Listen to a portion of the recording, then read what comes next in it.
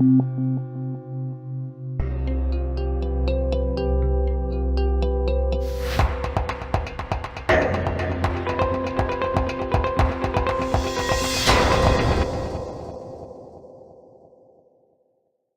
comenzó con el Movimiento por la Liberación de los Hombres, un movimiento profeminista creado por Jack Swagger y la publicación de su artículo sobre la liberación del hombre en 1970. En esos momentos, Warren Farrell ya se encontraba realizando trabajo teórico y de exposición acerca de los problemas del varón, formando parte de la Organización Nacional para las Mujeres. Los miembros de este movimiento eran optimistas sobre el feminismo, creyendo que traería consigo ventajas para el varón, cosa que resultó no ser cierta. Posteriormente, Farrell publicó su primera obra, El varón liberado, en 1974, y comenzó a ser excluido internamente. La gota que colmó el vaso llegó cuando la Organización Nacional para las Mujeres se opuso frontalmente a la custodia compartida, hecho que provocó la salida de Farrell del movimiento y una escisión entre los profeministas y los antifeministas. Los profeministas se acercaron aún más al feminismo, y los antifeministas crearon el movimiento MRA, Men Rights Activists, o Activistas por los Derechos de los Hombres. Con el tiempo, el movimiento por la liberación de los hombres fue desapareciendo, y los MRA crearon la Coalición Nacional para los Hombres, fundada en 1977. Farrell publicaría, en 1993, El mito del poder masculino, y más tarde se sumarían al movimiento referentes como Paul Elam, Richard Doyle, Erin Pesey o Karen Strogan. Por desgracia, los activistas por los derechos de los hombres siempre se han enfrentado a diversas problemáticas. La primera tiene que ver con lo biológico. Apelan a una empatía hacia el varón que nunca ha estado allí en primer lugar por cuestiones biológico-evolutivas. El feminismo, aun siendo asimétrico, estando podrido desde sus cimientos y buscando la superioridad femenina, siempre ha tenido el ginocentrismo como punto de apoyo. En el caso de los MRA, aunque busquen verdadera simetría, su causa esté limpia y solo busquen igualdad de derechos, no tienen ningún falocentrismo sobre el que apoyarse. La segunda problemática es de carácter social, ya que necesitan cierto grado de validación social para cumplir sus proyectos. Y esto es sumamente complicado de conseguir, ya no solo por el propio ginocentrismo, sino por un clima social misándrico que considera que los hombres no tenemos problemas, sino que somos el problema en sí mismo. La tercera problemática tiene que ver con los problemas endogrupales, más concretamente con la falta de acuerdo y organización por parte de varios de sus miembros. Si bien comparten supuestamente una causa común, muchos de sus integrantes tienen ciertas ideas que no se corresponden del todo con el movimiento y no se implican de una forma adecuada.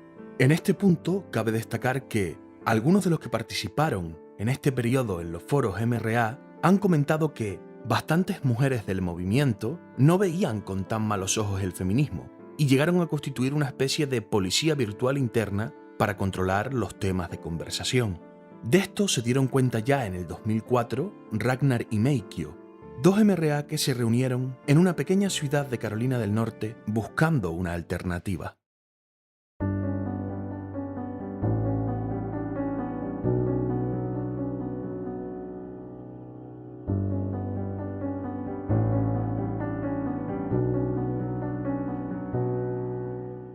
En esta charla, a la que originalmente iba a acudir un tercero llamado Seth, que finalmente no pudo asistir por problemas de salud, Meikyo tomó nota de las ideas aportadas por ambos.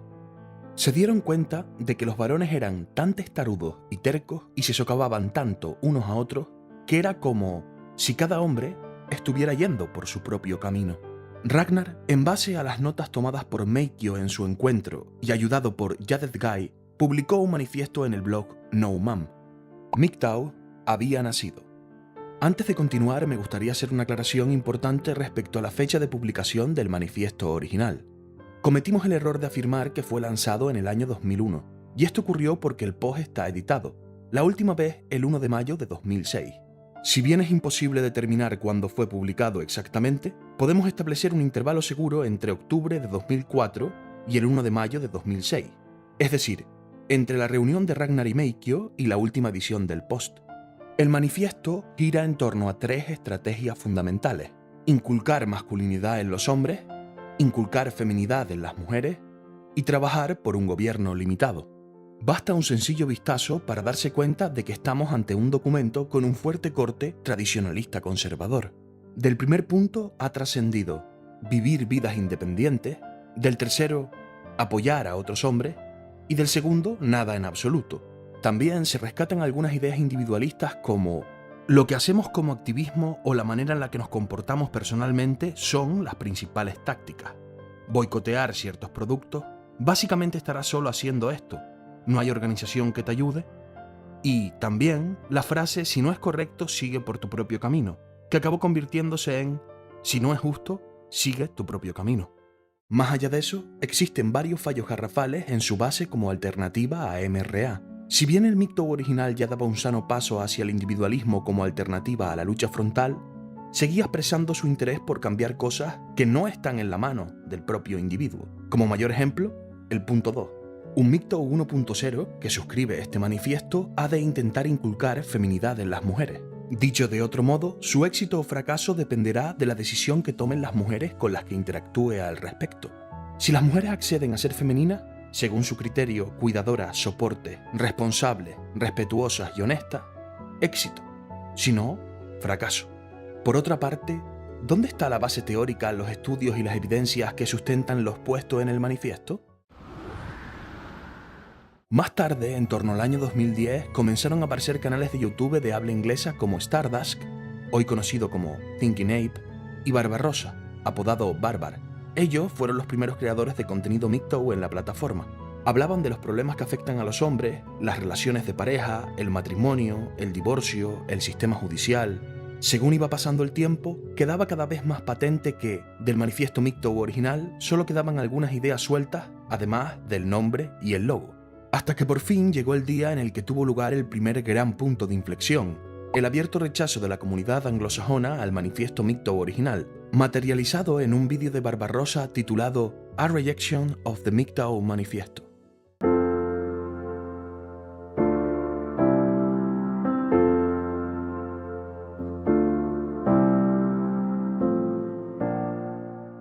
A partir de este punto comenzaron a aparecer nuevos creadores de contenido en YouTube, donde floreció una primera generación de autores enfocados en el aspecto más filosófico de las relaciones de pareja, el propósito de la vida del varón, las asimetrías legales, el dimorfismo sexual y el desbalanceado juicio social ante las disparidades vigentes entre hombres y mujeres.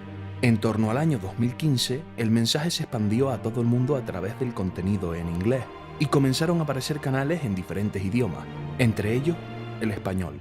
El número de creadores de contenido aumentaba exponencialmente. La filosofía no paraba de expandirse. Más y más temas de interés eran puestos a diario sobre la mesa.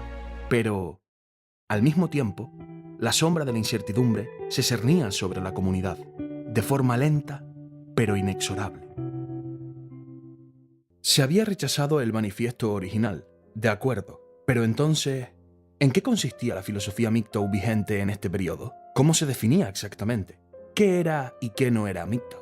Resulta imposible encontrar información 100% concreta y oficial al respecto. En un principio parece que podía llegar a haber cierto consenso popular respecto a conceptos como no cohabitar, no casarse y no tener hijos. Aun partiendo de esta premisa surgen algunos problemas más que evidentes, tanto desde el punto de vista práctico como relacionados con la coherencia. Por ejemplo, ¿qué ocurre con las asimetrías sociales y en algunos lugares legales vigentes en el propio noviazgo? ¿Cuánto de coherente sería que un MGTOW votase por un partido que esté a favor de quitarnos derechos a los hombres? ¿Podría un MGTOW descuidar sus intereses personales para actuar como un pagafantas con el fin de conseguir novia? ¿Sería adecuado para un MGTOW atacar a otro hombre que se encuentre en una situación precaria debido a las asimetrías vigentes en su contra? Según este enfoque, un MGTOW podría, entre otras cosas, sufrir indefensión social y o legal ante una agresión pública de su novia, votar a partidos misándricos que aboguen por quitarnos derechos fundamentales a los varones, comportarse como un pagafantas, ávido de validación femenina y atacar a otros hombres que lo han perdido todo durante un divorcio. Si os parece que esto ya de por sí roza lo ridículo, lamento comunicaros que ni siquiera la premisa que os he presentado de no cohabitar, no casarse y no tener hijos es válida. El motivo, la existencia de los niveles. Originalmente, según el propio Sadman, existen 4 niveles MGTOW, siendo el primero el MGTOW que está consciente de la situación. pudiendo asumir hasta el riesgo de casarse. Esto empezaría a generar una grave problemática en cuanto a la definición y la coherencia dentro de la propia filosofía. Pero lo peor estaba por venir. El propio nombre, MGTOW, heredado del manifiesto original que tan atractivo había resultado a la hora de expandir la filosofía, agravado ahora por el nivel 1, empezó a convertirse en el mayor enemigo de la misma. El concepto de tu propio camino acabó tornándose hacia el relativismo absoluto. Ideas como MGTOW es hacer lo que te plazca porque es tu propio camino, no hay reglas y si las hay están para romperlas, o si hubiera un manifiesto sería una hoja de papel en blanco, empezaron a esparcirse como la pólvora. Un montón de hombres, motivados por su necesidad de pertenencia al grupo, comenzaron a colocarse la etiqueta MGTOW tras ver un par de vídeos de contenido Red Pill. MGTOW se había convertido en seguir tu propio camino. Según este criterio, todo el mundo puede ser, y de hecho es, MGTOW, ya que todo el mundo sigue su propio camino. Por ejemplo, José Luis Rodríguez Zapatero, siguiendo su propio camino, propuso una ley que nos ha quitado derechos humanos y constitucionales a todos los hombres de España durante casi 2 décadas. También Iranshu Varela, que sigue por su camino de odiar a todos los hombres y salir con katanas y cócteles molotov en sus vídeos misándricos. O el señor Ernesto Milaflores, que invierte todos sus recursos en mantener a su mujer mientras ella se acuesta con otros hombres delante suyo y a él solo lo ve como un cajero automático. Es su decisión, él está siguiendo su propio camino. Para Mahinri, si bien es cierto que de vez en cuando se publicaban algunos estudios, no eran suficientes y sobre todo no estaban conectados en modo alguno. La filosofía carecía de un marco teórico base mínimamente estructurado. Los problemas de la filosofía en esta etapa empezaban a amontonarse, indefinida, incoherente y sin un marco teórico apropiado. Un pequeño grupo de personas se dio cuenta de estas carencias y quiso hacer algo por enmendarlas. Che Morfeos y un servidor, Cara B, con el apoyo de los demás referentes del momento, decidimos, en el verano de 2019, comenzar a trabajar en un documento para definir la filosofía, darle coherencia y brindarle un marco teórico modesto pero estable. A partir de este punto, la comunidad de habla inglesa y la de habla hispana, que hasta entonces habían seguido la misma línea, se separan. El 9 de octubre de 2019 vieron la luz los principios fundamentales de la filosofía MGTOW. El documento fue inicialmente muy bien recibido por gran parte de la comunidad y consiguió solucionar varios de los problemas que tenía la filosofía. Por un lado, la dotó de una más que necesaria coherencia. Ahora un MGTOW no podía regalar toneladas de validación femenina a la vez que señalaba las asimetrías del mercado sexoafectivo, ni votar a partidos políticos que impusieran asimetrías que justificasen la existencia de la propia filosofía. Por el otro, le aportó una estructura y un marco teórico digno. No obstante, cometimos un error fundamental que nos acabaría pasando factura. Si bien en nuestra mente ya estaba clara la idea de la incompatibilidad del noviazgo con la filosofía MGTOW, como se puede ver en la página 11, no lo dejamos suficientemente claro a lo largo del documento. Este filón no tardó en ser aprovechado por hombres que despreciaban la idea de definir la filosofía, ya que, al hacerlo, ellos quedarían fuera, y esto afectaría negativamente a sus sentimientos de pertenencia. Tampoco les importaba el marco teórico ni la coherencia aportados por los principios. Solamente buscaban agarrarse a un clavo ardiendo para seguir formando parte de, a cualquier costo. El mayor ejemplo de esto es MasterCR. Si bien su canal nunca fue de los más grandes, durante esta etapa estaba sanamente colocado dentro de la comunidad, y en un punto crítico para la filosofía, donde necesitaba con urgencia definirse para mantener su integridad, decidió usar su influencia para hacer todo lo contrario. Tras supuestamente haber leído los principios fundamentales y decidir de forma voluntaria poner su firma en ellos, afirmó que las reglas estaban para romperse y que todo era relativo, empleando su canal como caballo de Troya para intentar pervertir la filosofía. Todos esos hombres que abogaban por el relativismo absoluto de seguir tu propio camino es hacer lo que te apetezca, encontraron refugio en el canal de Master. Se declaró abiertamente misógino, permitió ataques directos y amenazas gratuitas hacia otros compañeros de comunidad y, por si fuera poco, invitó a su espacio a detractores declarados de la filosofía. Pero el culmen fue su aprobación a un decálogo sacado de la chistera por uno de estos relativistas, cuyo punto 3 decía, y cito textualmente, «Aprenderás las leyes del divorcio y debes conocer lo que firmas si te casas, si vives con ella o si tienes hijos». Como si conocer las leyes o saber lo que firmas evitase que fueses obliterado en una corte de familia durante el divorcio. Para quien quiera saber más del tema, dejo en la descripción un extenso vídeo de Biblioteca HL donde se aportan pruebas irrefutables de las deplorables actitudes de Master y otros individuos de su calaña. El fantasma de lo indefinido volvía a acechar entre las sombras, y al poco tiempo, tras un cambio de las políticas de YouTube, la mayoría de canales fueron censurados injustamente. Aún así, la idea de acabar de definir la filosofía seguía viva en los creadores de contenido genuinos y coherentes. Esta idea comenzó a materializarse un año más tarde, a finales de 2020.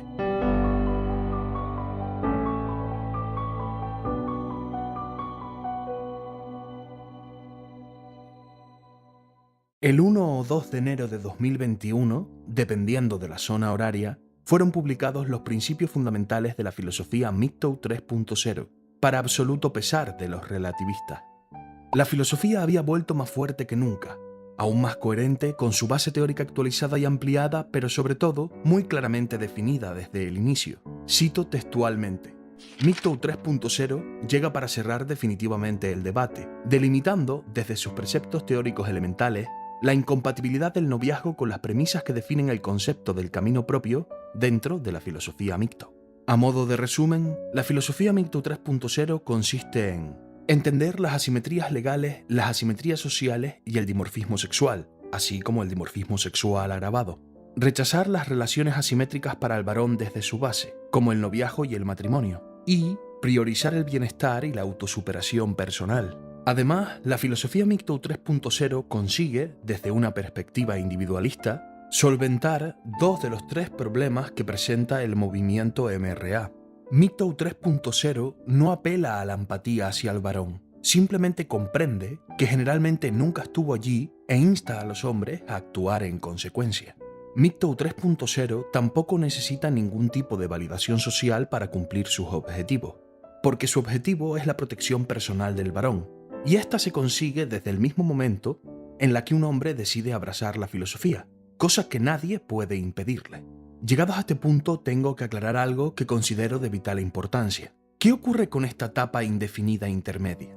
Que por estar entre MGTOW 1.0 y MGTOW 3.0 se le suele llamar comúnmente MGTOW 2.0. Pero, ¿está MGTOW 2.0 realmente relacionado con MGTOW más allá de la pura lógica de la secuencia numérica? Me gustaría plantear cierto escenario y lanzar una pregunta al espectador. Por un lado tenemos a Felipe y por el otro a Ricardo. Felipe entra a YouTube, ve contenido Red Pill en un canal antifeminista y se vuelve consciente de las asimetrías legales contra el varón. Ahora se llama a sí mismo Red Piller. Ricardo entra a YouTube, ve contenido Red Pill en un canal MGTOW 2.0 y se vuelve consciente de las asimetrías legales contra el varón. Ahora se llama a sí mismo MGTOW 2.0 de nivel 1. A pesar de ello, ambos hombres continúan haciendo su vida normal. Ninguno de los dos toma ninguna decisión al respecto. ¿En qué se diferencian realmente Felipe y Ricardo a efectos prácticos?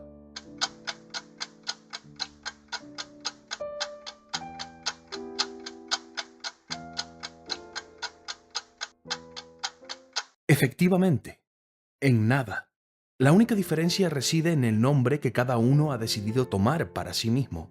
Ambos son simplemente hombres que han adquirido conciencia de la situación. Dado su carácter indefinido, MGTOW 2.0 se confunde generalmente con la propia Red Pill, hecho que plantea diversas problemáticas. Si puede ser MGTOW 2.0 por ser consciente de la situación, ¿qué ocurre con el resto de la androsfera? Por ejemplo, los incels son plenamente conscientes del dimorfismo sexual y el dimorfismo sexual agravado, como la tendencia femenina a sentir atracción por hombres que puntúan alto en la tríada oscura, instinto comúnmente llamado hibristofilia. ¿Esto convierte a los incels en MGTOW 2.0? Los púas son conscientes de que las mujeres dominan el mercado sexual y el proceso de emparejamiento. ¿Convierte esto a los púas en MGTOW 2.0? Los MRA son conscientes del ginocentrismo, aunque suelen llamarlo desechabilidad masculina, y de las asimetrías legales y sociales en general. ¿Son entonces los MRA MGTOW 2.0? Aprovecho para hacer otra aclaración, aunque soy consciente de que va a levantar ampollas debido al alto nivel de fanboyismo de algunos individuos. Pero es importante resaltar que el punto que ha alcanzado la filosofía con MGTOW 3.0 es único de habla hispana.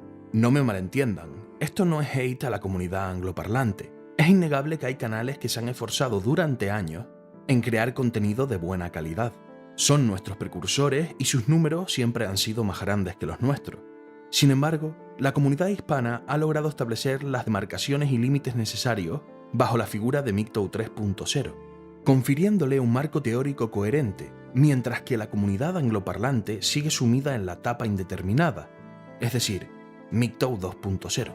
Para muestra, un botón.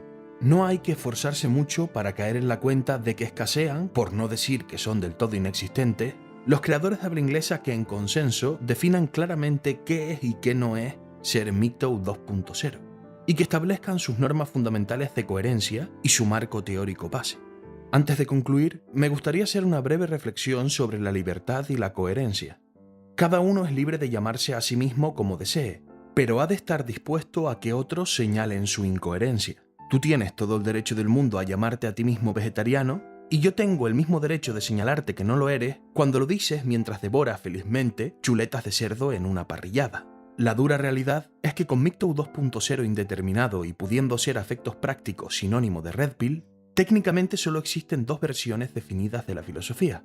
A grandes rasgos, si eres un hombre que lucha por inculcar masculinidad en los hombres, inculcar feminidad en las mujeres y trabajar por un gobierno limitado, entonces eres MGTOW 1.0. Si eres un hombre que entiende las asimetrías legales, las asimetrías sociales y el dimorfismo sexual, así como el dimorfismo sexual agravado, rechazas las relaciones asimétricas para el varón desde su base, como el noviazgo o el matrimonio, y priorizas el bienestar y la autosuperación personal, eres MGTOW 3.0.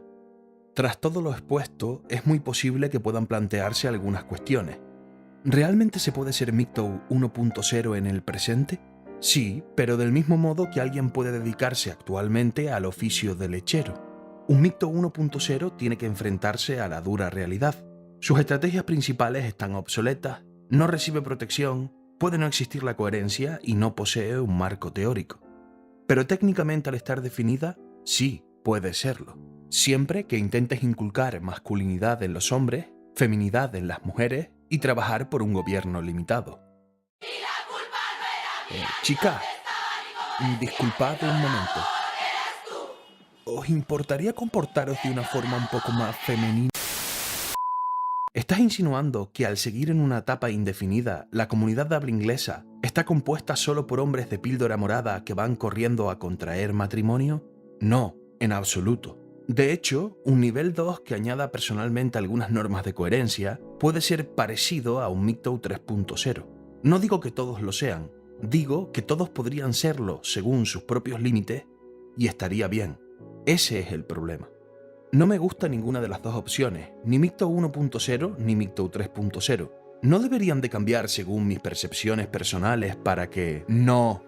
Nadie tiene la obligación bajo ningún concepto de seguir ninguna filosofía. Eres totalmente libre de mandarlas a paseo. Lo que no puedes pretender es modificarlas al milímetro para que se ajusten a tus apetencias personales y tus sentimientos de pertenencia. Si tampoco te gustan y crees que lo harías mejor, adelante. Eres perfectamente libre de crear tu alternativa. Defínela, dale coherencia, proporciónale un marco teórico y sácala a la luz. Supongo que no lo harás, porque claro, demasiado trabajo, ¿verdad? Es mucho más sencillo quedarse de brazos cruzados criticando las propuestas de los demás. Tras todo este proceso de evolución, ¿podría afirmarse que MGTOW 3.0 es la versión definitiva de la filosofía? MGTOW 3.0 ha supuesto un enorme avance y ha solucionado muchos de los problemas existentes, pero sería un poco pretencioso afirmar que es su versión definitiva. Entre otras cosas porque MGTOW 3.0 se percibe a sí misma como una filosofía dinámica de protección para el varón, y vivimos en un mundo cambiante. Nadie sabe qué nos deparará el futuro.